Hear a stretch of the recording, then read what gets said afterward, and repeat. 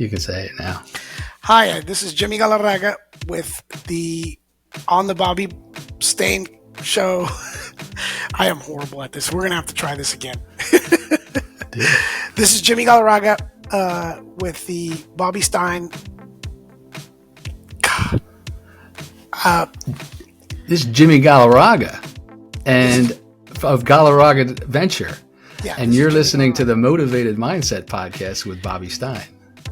This is Jimmy Galarraga with the Bobby Venture Stein Motivated Podcast. Perfect. I love it. Oh, that is awesome. You are so amazing. Much pressure there. I don't even have that much pressure at work. Mission accomplished. I put the big man on the spot. Yes, you did. That's awesome. Hey, everybody, this is Bobby with a Motivated Mindset Podcast for another installment with a very special guest. We're in for a treat today. We have in store for you the founder of Easy Design, and which falls under the umbrella of Galarraga Venture. This gentleman and his family, who hail from Venezuela, came to the United States when Jimmy was just 16 years old, and he's got a really compelling story. He's a family man first and foremost, but moreover, he's a brilliant business mind. He's an entrepreneur. He sees opportunity, and he seizes it. And we're going to learn all about that, those ventures, his career in baseball, and of course, what motivates his mindset. So thanks for watching. Thanks for listening. And please, folks, welcome into the program, Jimmy Galarraga. Jimmy, how are you? Thanks for watching, everybody. How are you, Jimmy? Oh, I'm doing great. Fantastic day. And glad to be on your show. Outstanding. Great. Glad to have you. Appreciate you carving out the time. Happy New Year. How was the holiday season? Did you guys get together with the family and enjoy one another? Actually, yes. We actually kept it pretty small. So this time I was just with my immediate family because my folks actually went out to their beach house and they just had a good time. And we actually decided to stay back because we got a son out in college and he was like, I just want to stay home. And I was like, all right, let's make it happen. Outstanding. Where's your son go to school? Texas Tech. Oh, okay. Perfect. Yeah. Perfect. And you're in Austin now, correct? Yes. I reside in Austin, Texas. That is correct. That's fantastic. Well, I'd like folks to get a real good glimpse and a snapshot into your journey, your trek, and the story behind it. So you left you were born in Venezuela, excuse me. Yes, I was born in Venezuela. I came into the U.S. when I was about 8 years old. When I got to the U.S., I was an early stage between learning the language and coming into the country was a big shocker. Come to find out, into the whole process, is learning was a really hard part of my life. I was never able to actually read in English or write in English. So we actually when I got here, I was at 8 years old. I left at around 12 years old and lived in Venezuela. And I was actually lived in Venezuela from 12 to I was 16 until I made it back. So it's been a bit of a journey. Let's put it to you that way. Yeah, it sounds like it. Now you left with your family and you finally settled in Austin. Yes. Mm-hmm. Now let me learn about this. You run a venture, which is where I stumbled upon you with a friend, a mutual friend, Larry Hughes from the Two Wheel Action podcast. And you have I learned about you because your son and you created a design company, a graphic design company, where you take the designs and slap them on the shrouds and the gas tanks and fenders of motocross, supercross bikes. Tell me about how you got started. What led up to that? Well, what happened is that I've always had instilled inside deeply of being an entrepreneur mindset. The fact that when I was early at my learning disability, understanding who I was and what my what I would call my own superpowers was to obviously take advantage of the fact that I couldn't do something, and I would always gravitate towards people that did have those tools. So my son happened to be one of those people. My son was like, Dad, I would love for us to own a graphics company. I would love to friend. So I decided to go ahead and provide him the tools that was necessary for us to be able to open that particular venture at that time. And at that time, he was right around 16 years old as when I got here to the States, and I just couldn't pass up the opportunity to say, here's the equipment, let's make it happen. No, a family affair. Now, to rewind me prior to that, I understand you had a background. When you describe to me, what was your first occupation as a youngster out of school? What did you settle on to do to earn a living? Here in the U.S., I Yeah. actually, when I first got to the U.S., I started pretty much as at the bottom as you can be. I was Where was I that? delivered I delivered newspapers during the morning, at night, early in the morning, like at 3 o'clock in the morning, and I basically cleaned floors at UT of Texas, University of Texas Dexter Hall, and in the evenings I delivered pizzas as well. So I had three jobs. Uh, you know, when you have the mindset of nothing stops you, that was basically my mindset when I got to the U.S. as a migrant to this beautiful country which I call home, and I there's no better country in the world than the U.S. Is a place to make all your dreams come true, and what better place to do it than here? And when I had the chance to learn about the opportunity of owning your own business, which was my dad's dream, one of the things that I've came across was understanding that in the U.S. everybody has an opportunity to be great. You just have to learn how to use the tools that are at hand. Unfortunately, like I think I mentioned earlier, I had a really heavy learning disabilities, but I was always key to finding the people that will help me achieve that next step. And that to me was always the most important aspect of my own life. Is that I always knew that I wanted to open my own business, but I just didn't know how to achieve it. So I surrounded myself with people who can make me better and make them better at the same time. And that was the majority of the task. That's a worthy objective. Seeking out a mentor, I think it's highly recommended. You can learn by mimic and modeling, and get more of a fast track onto success. So you're delivering pizza, you're waking up bright and early at 3 a.m. delivering the paper out. You're cleaning floors at UT. You're doing all that stuff, laying the foundation. What transitions took place to make you? Was it a sales opportunity? Were you in an industry? How did you flourish and bridge the gap between those three menial jobs until where you are now? Give us a backdrop, if you would. Well, one Thanks. thing that I actually was key-eyed on was the opportunity that I was early in Austin at that time. In Austin, Texas, there was really a small section or a business that was taking care of the Hispanic market. And I actually was able to carve a niche into an early stage when I had an opportunity to work at a wireless store. So I had an early opportunity through Elizabeth, one of my mentors, Elizabeth Boyce, who gave me a chance to work at an early Nextel store as a repair technician. I'm talking about first gen repair techs. Oh, And I was interesting. able to just learn that craft and maximize the opportunity of repairing early wireless devices. At that time, there were Nextel devices, and I was able to go through the Motorola technical two, tier three, tier repair, and I was able to be my local, basically expert on wireless repair at that time. Interesting. So that mentor meant a lot, Elizabeth. She kind of gave you the throughway into that industry. So you're working as a tech. Did you ever get involved? Where did the tech take you? Did you go on um, Actually, to selling them? Yeah. well, yes. What happened was is that as a tech and as the customer base, early stage wireless industry, Yeah. usually it was a the contractor and you had the subcontractor. The subcontractor was the Hispanic, usually working at these sites.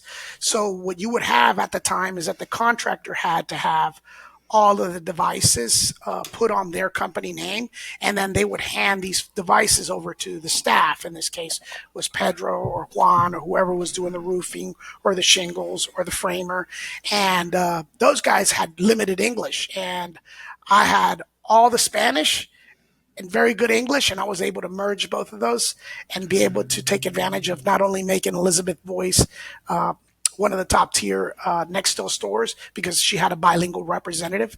I was able to also flourish as a technician in her store to be able to give the opportunity to take care of all the customer side and become a sales rep for her on the outside. Such an asset to tap into both markets being bilingual. I am envious of your ability. You say you have a disability there. I think like your son alludes to, you have a superpower. So you jump into sales. Correct. You're essentially selling anyway, right? I mean, you're selling to the subcontractor base, to get the job done, to make it, happen on time, et cetera. You're selling to the contractor, the store owner, and you're utilizing your communication skills. Tell me how that worked out and how it played into your sales career. Well, at that time, Nextel was, our early stage wireless days was amazing. I would say it was key to understand that it was almost like a coming in of new technology. There was the old wireless industry and the new digital wireless industry was just happening, and I was just out of high school. And taking advantage of that leap of opportunity, and also that Elizabeth voice allowing me to just take care of that customer base. And nobody was really tapping into that customer base. At that time, I remember clearly, you would get activations that would pay you. One commission was like $335 an activation, one device. And I had contractors that would have 15, 30, 40 phones on their accounts, and they would I just need to figure out how to reduce my cell phone bill from $30,000 a month, which is crazy, to a few thousand. And I was kind of one of the very first ones to understand the opportunity of grabbing the liability that the contractor had and giving that opportunity to the subcontractor.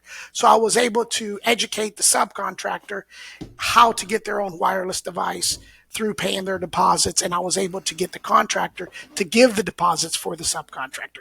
It was very neat, and I was early stage at that, so I was basically breaking into an opportunity, and I just took advantage of it. You ran with it, and that's Absolutely. a wonderful mindset. You had the you had the vision, and as it was almost kind of like things lined up for you. You're coming out of high school, but it's not for not putting in the work and the effort. Clearly, you had to do that. You saw another opportunity, if I'm not mistaken, with the burgeoning market of food trucks and how they appeared on the scene in the Austin area. Did that immediately follow the wireless venture? The wireless venture was one of my most profitable ventures of all. I was an early stage. That was basically what set the foundation for my family and for all of us to work on what we call a family investment. So my dad and my parents and I, at that time, my dad was delivering pizzas as well. He was my employee. My mom worked at Target serving food. I remember that clearly. To understand where my wireless, opportunity came from was I had that opportunity to open my first store. And when I opened my first store, I had, a huge amount of accounts already established. I was able to because Elizabeth Boyce was already sold the business to someone else. At the time was Clay Reed. I went ahead and told Mr. Reed that I wanted to open my own store. I would stay with him for as long as he needed me, but I was going to open my own store. So I opened one location. I had up to 7 locations in Austin, Texas. Then I decided to, my kids were babies running around in my stores. And at the time, my wife was like, here's an opportunity. Why don't we bring your parents in? And I told my father and my mother to come and work in the venture because we took the majority of the customer base was Hispanic clientele. So we allowed that customer base to we were able to funnel in to some of my parents and my mom and my sister. They all kind of pitched in, and we all kind of got everybody working for us. Let me interrupt you 1 second because I really want to highlight and key on this. I think, because I've learned this from you, it's the most dynamic and unusual, unorthodox, unconventional. Well, maybe not so much, but it's rare, okay, with people. Your business model and your business plan. You bring your parents in, you bring your family in. They're under the umbrella of the 7 stores. How did you compensate them? Well, one of the things that we've always done, and I still do to this day, is we all get paid the exact same amount of money. Nobody makes more, nobody Say makes that. less. Say that again. I'm sorry. Nobody makes more than anyone else. We all get paid the exact same amount of money. Right Incredible. now, my parents right now are enjoying their older stage of their life, and they adopted what I think is like 6 kids, and 2 have moved out, and they Yeah. still get paid the same salary as I do, and I show up to work every day. That they're fortunate enough that they don't have to show up to work, but me and my wife now show up. We don't have to show up as much anymore as well, but they don't have to show up at all. So That working that out a that lot. is that is absolutely brilliant. So everybody has a dole or a stake or a claim in the skin in the game, Correct. right? They all have it. Everybody gets compensated equally. Where did you come up with that philosophy? Well, my father, early stage, his dream was to be an entrepreneur in the U.S. And I remember clearly when I was in high school, he would always tell me, son, the key to success is to own your own business. And he sure was absolutely instilling that. And mind you that he did that in Venezuela. He was an entrepreneur himself, successful entrepreneur. He was able to move to the U.S. My mom went to school at a work visa. I was able to stay in the U.S. as a F2 visa. But one of the mindsets that my father always instilled in me is that we get here together, we grow together, the family gets big, and we all make each other successful, not just one. Nobody stays behind. Just so fascinating and so commendable. I think a lot of people, regardless of culture, could learn a lot from that scenario. Absolutely. That is wonderful. We are speaking, folks, with Jimmy Galarraga, founder of Galarraga Venture. You can find him, I believe you have to correct me if I'm wrong. One of the places you can find Jimmy and his handiwork is over at easydesign.com, and we'll post that in the description. So you morph into the food trucks from there. I Yes. know I'm Well, stuck on food trucks, but no, no, no. It's a great point because every opportunity I tend to kind of seize. I think it was early days print shop, and we had already started with my brother-in-law and my sister since they worked with me. My sister had met. We were looking to do some vehicle wraps on one of our ventures at the time. for the food truck, okay, I see what you're It was saying. yeah. So we had opened an insurance agency as well at the time with our. So let me take you a little bit back because there's like segments that'll get us there.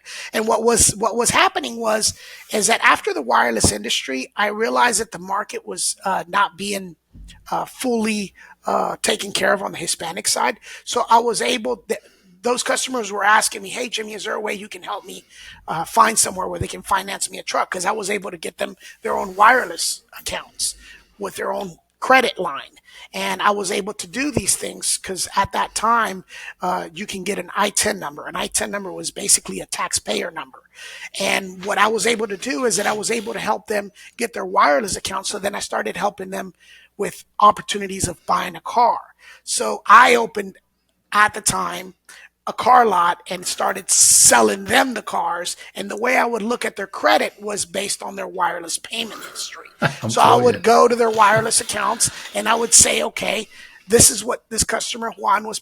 He's been with our Nextel account. He's been paying on time. Never had any past due bills. Delinquencies Yeah, or any yeah. delinquencies. So then I would go out and open the car dealership, buy the truck, get the down payment, and start getting taken care of Juan, and I would basically finance the vehicle to those customers as well. At the same time, I had come to find out I needed to insurance the vehicles, so I had a friend of mine at the time. His name was Tony, and he had worked for an insurance company. And I said, "Look, how about you get your insurance license?" And he goes, "Well, I have my insurance license." Okay, well, let's open an insurance agency. I couldn't do it because I couldn't pass the test because I can't read and write. I think I've already mentioned that to you. And I understood that the opportunity was just right in front of me. I just needed to partner up with Tony at the time. And we opened Premier Auto Insurance. Now it's called Premier Insurance Coverage Group. And when Premier Insurance Coverage Group opened up, we had 2 smart cars, little smart cars.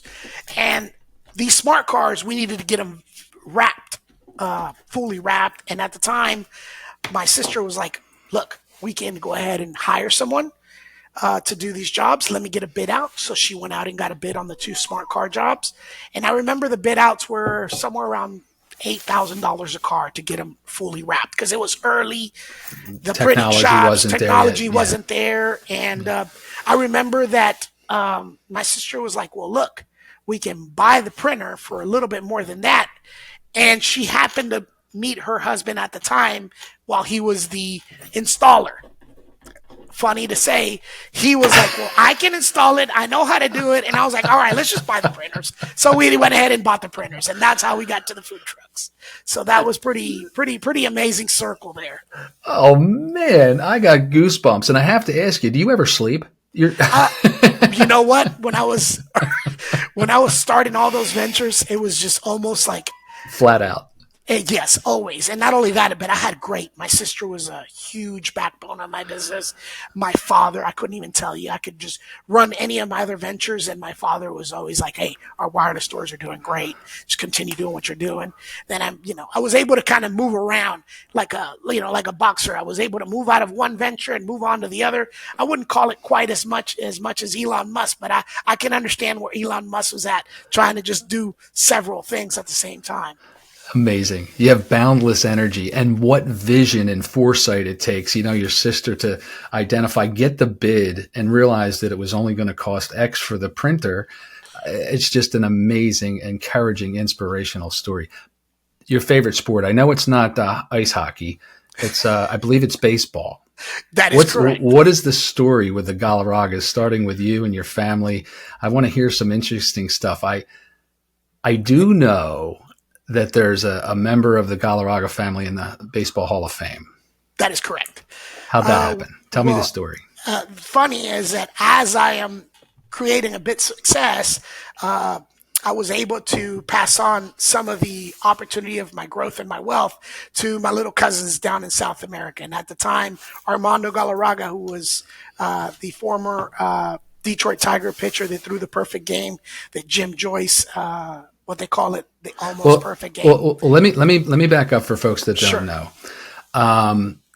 We'll get to that story because that's the cherry on top. Yes. But you were a ball player too, and not a shabby one. You had your sights set on the major leagues, and from an early age. Tell me how you came up in terms of baseball and your children in that regard.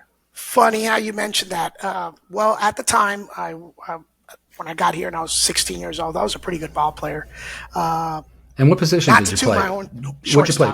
Middle infield. The best. Yes. It really is. Idols were Omar Vizquel and Ozzie Guillen and all those players. And when I got here, I remember getting to high school. I went to Crockett High School here in Austin, Texas. And when I got here, I remember the first time I see those fields. It brings me chills just thinking about it.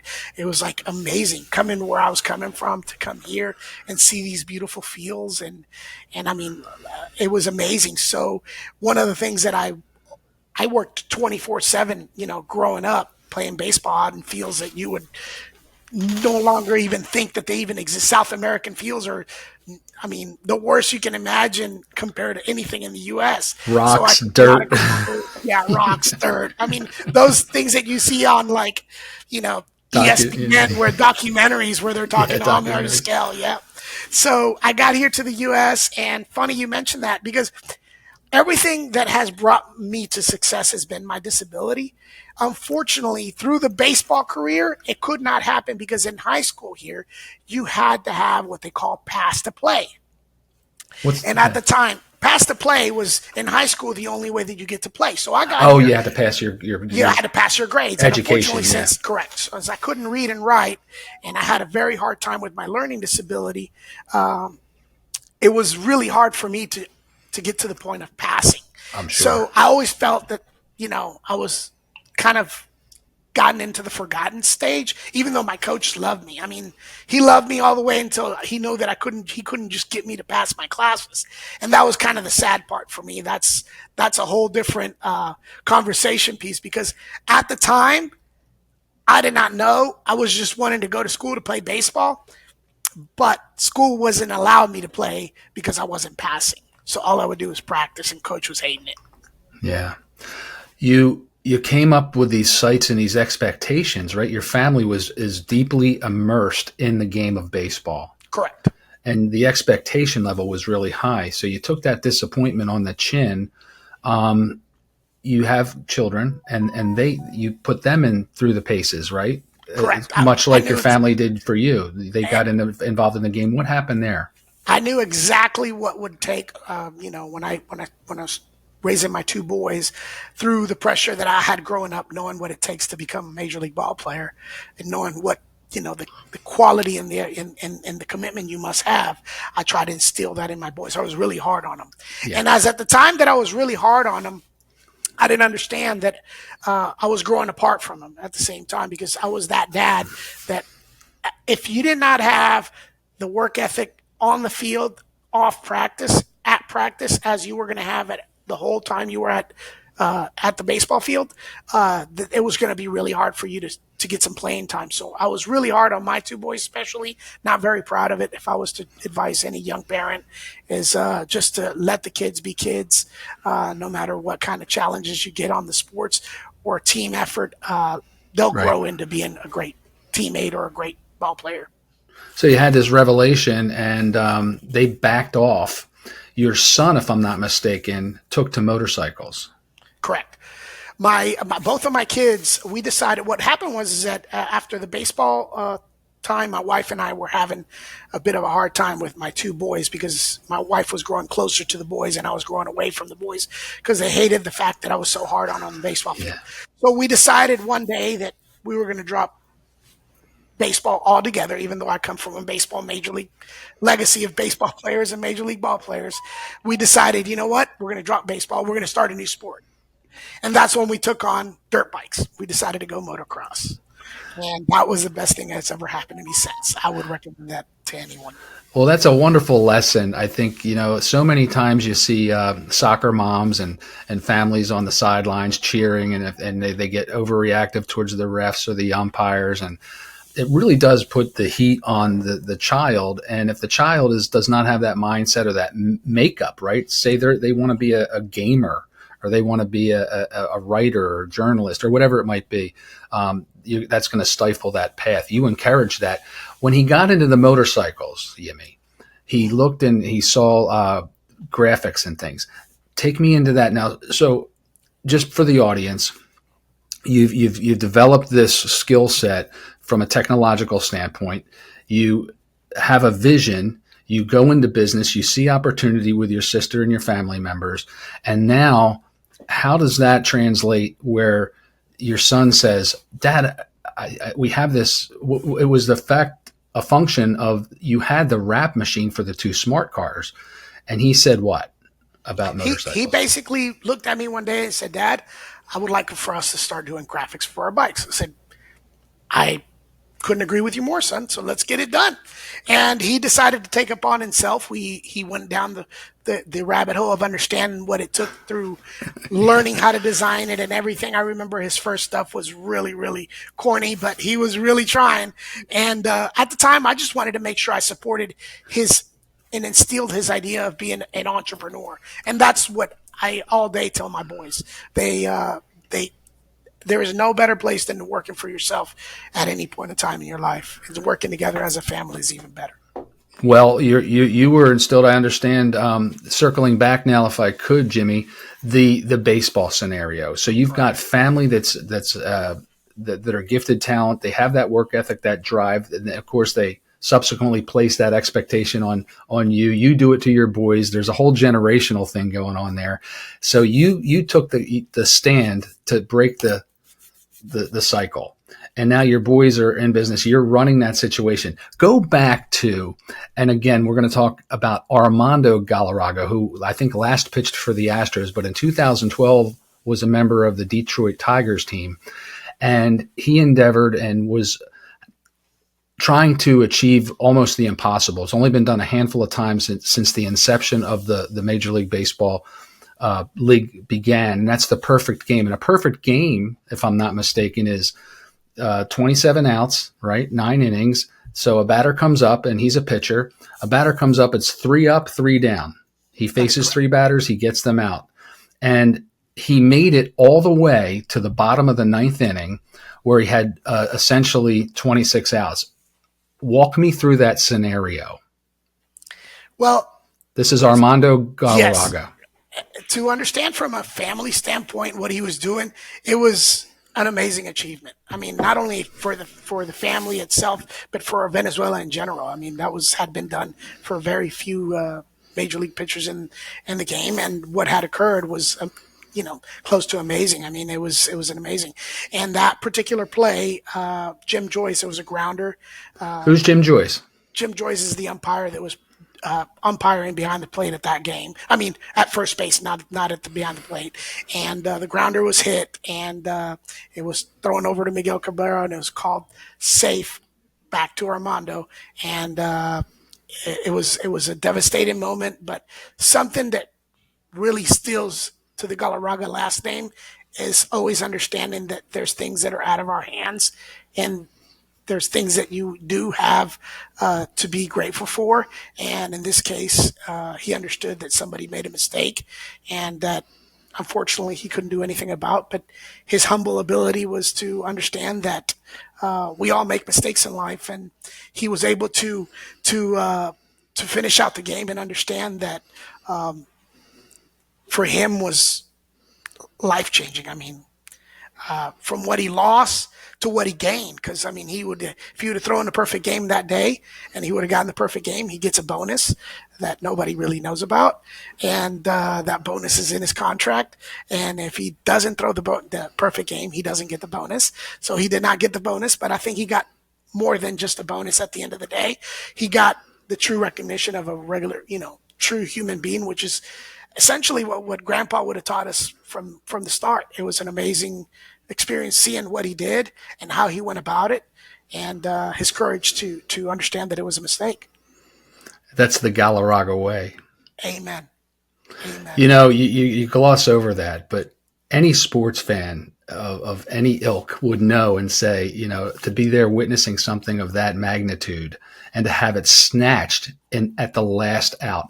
I recall, if I'm not mistaken, ESPN and the media at large and the people and the fans they were just incredulous. They couldn't believe it.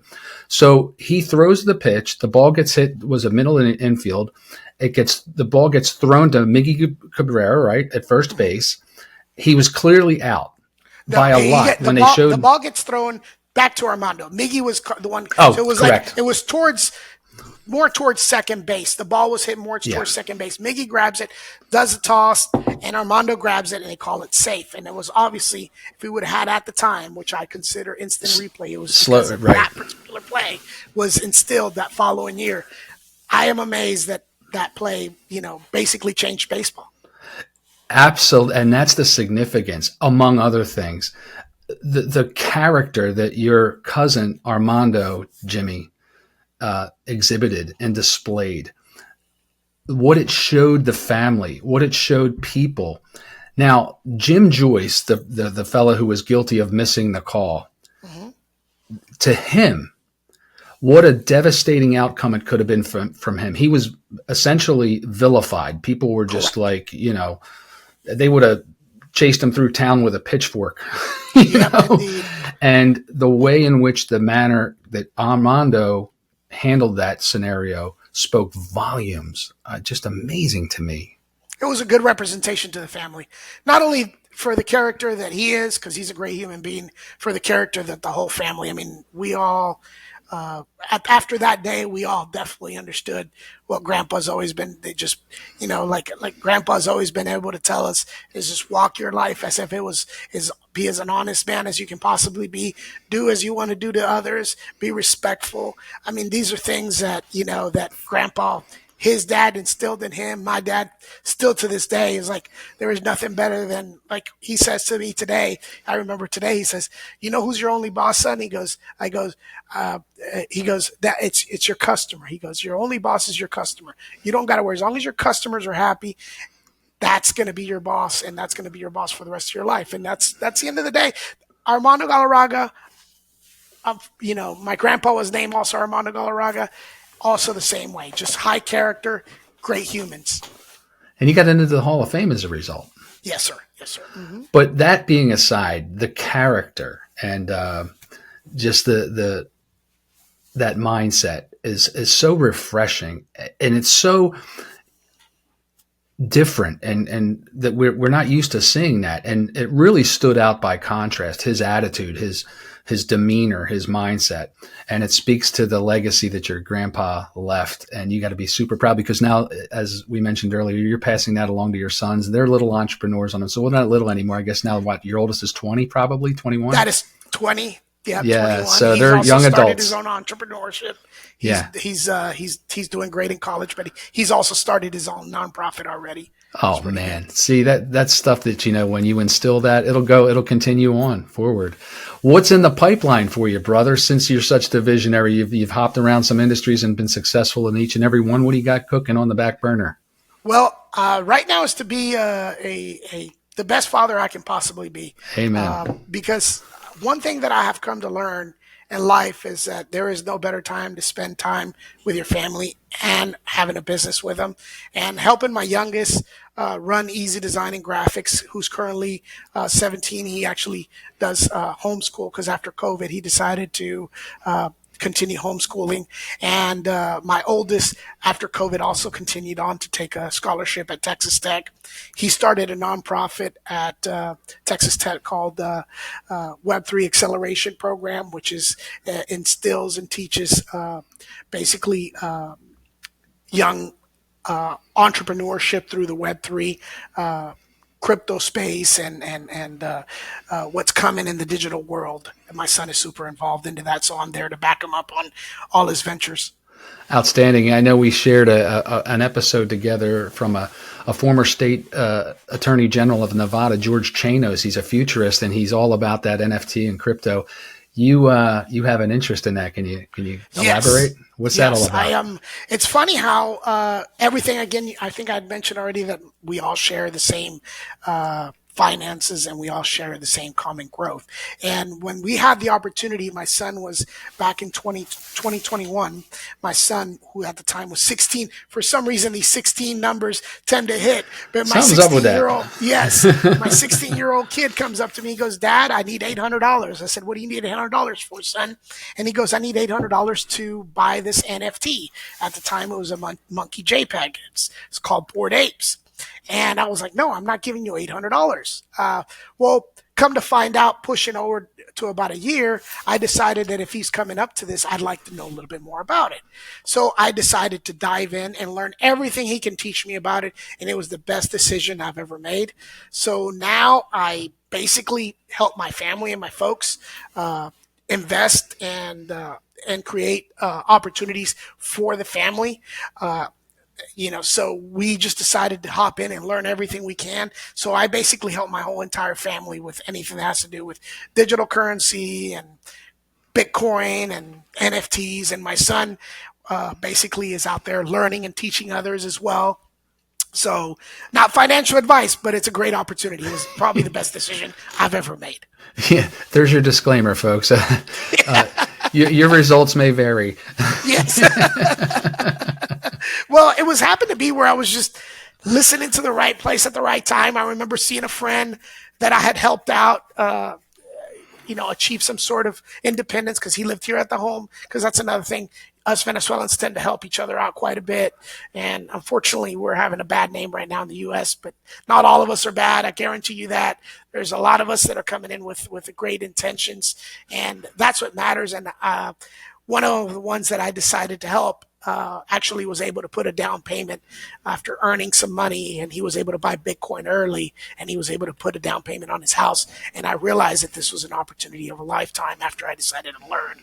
And so I decided to dive in deep into that future mindset.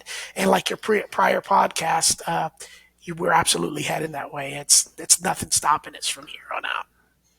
Yeah, such a wild time. With crazy adversity comes crazy opportunity, and it's a matter and a function of how we seize it and look at it as though, like, is the glass half full or half empty? You had that learning that you've alluded to with reading and writing. Was it difficult to pick up the principles of all that NFT financial stuff? Actually, no. One of the things that if I was to try to, I kind of put it as the early days of. I remember being in the early days of .com. I was being successful at my wireless stores, and I remember a friend of mine that was selling cell phones with me at the time would told me about buying stock at Amazon, and I was like, well, "What's Amazon?" But I couldn't read and write, Yeah, so right. at the time he was telling me, well, they sell books online. And I'm like, well, I can't read and write. That's not an investment I'm interested in. Yeah. But this one was not going to go by. When my son told me, Dad, you really need to look into this. And if I would have given him the $800, I think one of those bored apes turned out to be $500,000 in a matter of like 12 months. And I was like, okay, Wow. what is this?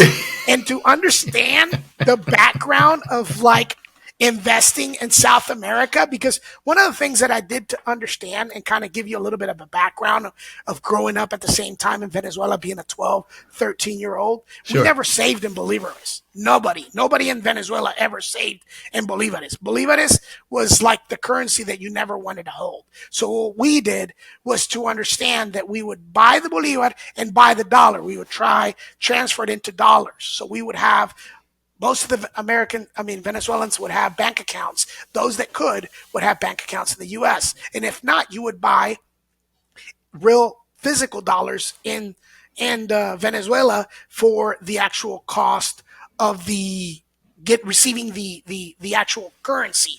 So we would store the currency in dollars while we were spending the bolívar, which is funny enough to say that that's Yeah. exactly what's happening to the U.S. dollar. So to understand that there's a similarity there to where our between inflation and Yeah. and the printing of money, we're starting to see a very close similarity of what happened in Venezuela, which to me is mind-boggling. I mean, when I saw the first epidemic of understanding hyperinflation, when you no longer saw cars for $500 on the side of the road, somebody selling, they grab shoe paint, they put it up paint, and they put it up $500 on their car. I went and saw cars that went from $500 to $4,000 in a matter of 4 or 5 months. I was like, I needed to pay attention to my son, and therefore I decided to learn. And the more and more I learned, I realized how easy it was. And honestly, if I was to explain it to you, if I can do it, they can't read and write. Anyone else can do it. Doing a transaction on the blockchain is the easiest thing anyone can do. Man, I am psyched. Where do I sign? No, it is crazy. It is crazy how to understand that the future of our currency to stabilize the actual inflation so you don't lose the purchasing power that you have. Exactly. Unfortunately, it's Exactly. either real estate, which I'm already in, and Bitcoin, which is the best performing asset I've ever been a part of. Period. Hands down. That's amazing. I will be looking you up offline to get to pick your brain and that superpower that you behold. Well, it's funny enough how understanding that the Bitcoin white paper was created to basically stop, you know, the government from printing money. That to me was when I understood that in Yes. Venezuela, I saw my parents and my uncles lose everything they had. Oh They yeah. worked all their lives. I mean, I got family members that are, petroleum engineers that are delivering pizzas today. I got, Unbelievable. yeah, it is mind boggling to understand that they just basically eroded their wealth away. Well, if Everything you was take gone. your paycheck, right? Say you're working a job or a profession, and you take money and you stick it under the mattress or you put it in the safe. You think there was a statement made by the early investor and multi gazillionaire John Paul Getty, and he said he was more interested in the return of his money rather than the return on his money. And that's Correct. old school thinking because today, with the printing of the money and the inflationary rates being as such as they are, if I were to take $100 bill and stick it under the mattress, thinking, okay, that's my money. I'm not worried about the return on that money. I'm concerned about having that money. Well, that same $100 bill now that I put in there 8 years ago is worth 60. And so folks need to be mindful of these opportunities because the government really just does their, not to get political or anything, but they do their own thing. And it's really a bad scenario. It's incumbent. It's important that we as citizens and workers and, people contributing to society with services and goods get smart. So what Yes. and you're doing that, and you're to be commended. Financial education to me is probably the most, if I was, it's probably the most important aspect of any life, financial education. If you educate yourself financially, there's really no way you will not see the opportunities that are out there. I mean, you don't have to start with a whole lot. I remember my very first opportunity at it. I remember my son told me, "Dad, I need you. Let's do this. Do you have your truck paid off?" I said, "Yes, I have my truck paid off." "Oh, I see where you're coming from. Let's go ahead." And I remember I buying, Bitcoin at $20,000, and I got a refi on my truck for $40,000. So you can imagine that. It was like you're basically refinancing your truck. What I did, and this is not financial advice. I was listening to my, at the time, 18-year-old, 18-year-old and I was son. like, okay, this makes sense. Let's get it done. It was a faith walk. Yeah. Yes, so I did so, and then I decided to learn more and started diversifying my company portfolio into where we would allocate 1 or 2% of our business into that particular. Just for that. Just for that. So my parents got exposures to it as well, and some of my other family members have their own exposure. Through my son, they've been able to also learn on how to take advantage of that opportunity, and it was an amazing. I mean, this young man has created wealth not only for my family, but he's in the biggest stages of cryptocurrency. I mean, he goes to all the big events and sits conventions down and sits down. He's recognized and yes, he is. He's a player. He's a player. Yes, he's right now doing the biggest blockchain event in Texas Tech. He's doing like a hackathon for all the universities, all the United States, and he's basically leading that front right there. Good for him. He must be proud. That is amazing. Super proud. Yes. Going back to it, I think what money affords us, right, and the reason the need to be educated on finances is that finances does what? It provides freedom, and when we are no longer free in terms of the meaning of the word, we are bound, we are hostage, we are prisoners. Amen. And so you want to break out, we need to be mindful of this. And boy, what an inspiration. I think a lot of it comes back to your good fortune and the way the stars align and the Lord blesses you, is that your grandfather's mantra of treat people like you want to be treated, with respect, dignity, and honor. And it will come back to you 5, 10, 100-fold. And you are exhibiting that, my brother. Yep. Well, my son, that's what I tell my son and both of my boys. I said, wake up every day as if it was, your last, and make sure that everybody you come across, you give them a smile. And just do your best. I mean, your best, and don't expect nothing in return, because if you do, it usually comes out of the bad side of your heart. So my son on the Texas Tech front, he's been having to battle a lot of uphill because the current education system that it's there to teach people a certain way of dealing with their finances, and my son is having to break through these things as early as, imagine somebody that was telling us early, the internet is coming and why don't you work for the internet? It's this thing that's coming that you're going to be able to do on the computer. Who said that what we were doing was going to be something that could change someone's life? And that's thinking about the whole aspect of finance. Carry yourself with dignity, help others without, I was able to help people that could not read and write as well, but I was able to speak both languages perfectly. And that to me is what drove me to success. My other son, he'll come up with his own talents, but all I got to give him is the tools and the thoughts and the good heart to do it right. The love and support and the backing. Yeah, what a story, folks. Jimmy Galarraga, we are going to wrap up here in just a second. I was going to ask you to take me through your day, and you kind of did, right? So refreshing and so inspirational. And I'm really taking a page out of your book. And I like how you put it, whereby you do the best that you can. You do all that you can by giving the smile, saying the thank you, being polite. But I think you have to detach yourself. We have to do that for ourselves from the outcome. Not with expectation, because that darker side of our being, our heart, which we're all, we all possess, unfortunately, that will kind of take over. And when we detach ourselves from the outcome, it may not happen in real time, right? Sometimes it does. But if we look down the road, or in the rearview mirror, rather, we see the fruits of our labor, and you can almost pinpoint it was like, oh, I assisted that individual in a time of need. And now you're reaping the fruits of what? Peace of mind. You feel fulfilled, and we're given more resources in which to rinse and repeat to do it again. Wonderful philosophy you have, brother. Yeah, it's one of the things, and thank you again for having me. I really appreciate the opportunity of sharing my story.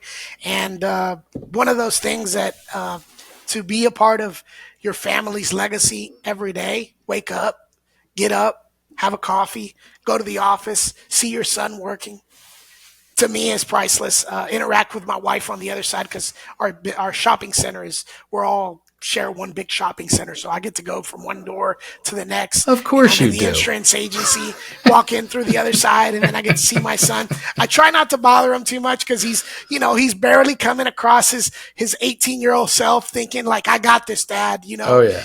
And every once in a while I got to give him a push or two, but he's great. He's a great kid. All three of my kids are great. God bless Jimmy Galarraga. What a story. What a tale. Super inspirational, folks. We're going to get this posted up and to share out. And Jimmy, I just want to say thank you, man. Thanks for taking your time. I mean, you've overcome some major adversities. A lot of folks would throw in the towel and go by the wayside and be a victim. And you, my friend, are a victor. And that's the motivated mindset right there, man. Thank you. That's one advice I'd give anybody is out there, is no matter what what holds you back, the only person that holds you back is your own self. So give it a whirl. Go out there, push yourself every day. Wake up. Start with one little thing at a time. Healthy mindset will get you anywhere. Be positive, and you don't know who's around the corner that can change your life, or whose life you're affecting. Jimmy, that's wonderful words of wisdom. And folks, that's it for this installment of the Motivated Mindset Podcast. We're glad you could stop by, take a watch, take a listen. For Jimmy Galarraga, the founder of Galarraga Ventures and Easy Design, I'm your host, Bobby Stein, saying thanks for watching, thanks for listening, and please, folks, take good care. Jimmy, you rock. Thank you. You've been listening to another episode of the Motivated Mindset Podcast with your host, Bobby Stein. Thank you for tuning in.